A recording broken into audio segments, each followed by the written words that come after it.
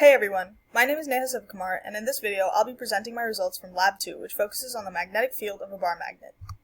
Quick overview. These are the topics I'll cover in this video. These include an introduction to the lab's purpose and methods, explanation of physical principles, observations from the experiment, brief explanation of my computational models, and some reflective Q&A. To preface this discussion, it's important to keep in mind the two main results from the lab. After experimentation and computer modeling, I concluded that the distance dependence value of the bar magnet's magnetic field is negative 3.180 meters, and the magnetic dipole moment of the same bar magnet is 1.607 Newton meters per Tesla. In essence, the purpose of this experiment was to determine the distance dependence of the magnetic field due to a small bar magnet and compare my measurements to the distance dependence predicted by the equations for the on- and off-axis magnetic fields derived from the PHYS law. In turn, I was also able to determine the magnetic dipole moment of the bar magnet.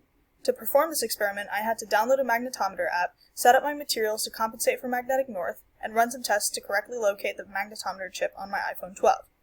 Additionally, I had to calculate distance dependence of the magnetic field of the bar magnet and its off-axis magnetic field by collecting data using the magnetometer sensor and then recording it in the lab spreadsheet which performed the calculations. The two laws shown on this slide were foundational to this lab. The PHYS law was used to describe the magnetic field generated by a constant electric current, as it related the magnetic field to the magnitude, direction, length, and proximity of the electric current. The distance dependence equations provided in the lab instructions allowed me to calculate the magnitude of the magnetic field due to a bar magnet at observation locations that increased in distance from the magnet itself. Based on my observations while performing this experiment, two of these four statements were true.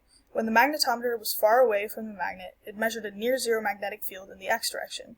Additionally, as the magnetometer moved closer to the magnet, the measured x component of the magnetic field increased.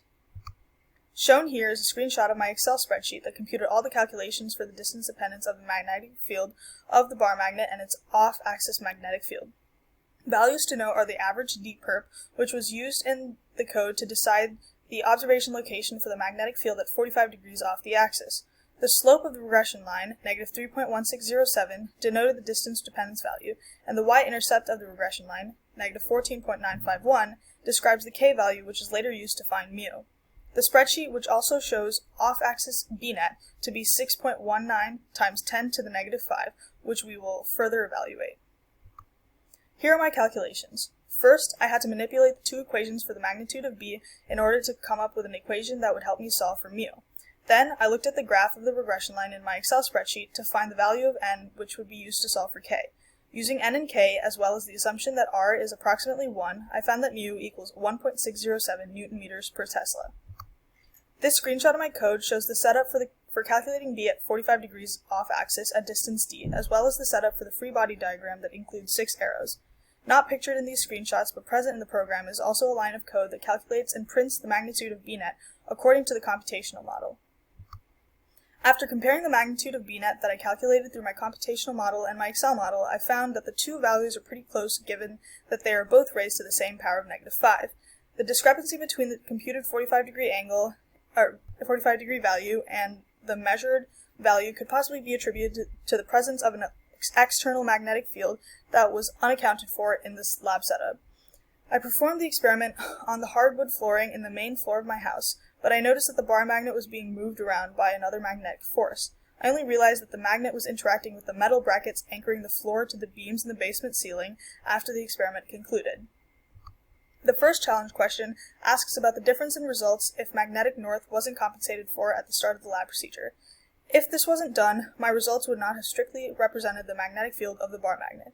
Without ensuring that the x component of the magnetic field was initially 0 Tesla, the calculations would have also taken the Earth's magnetic field into account.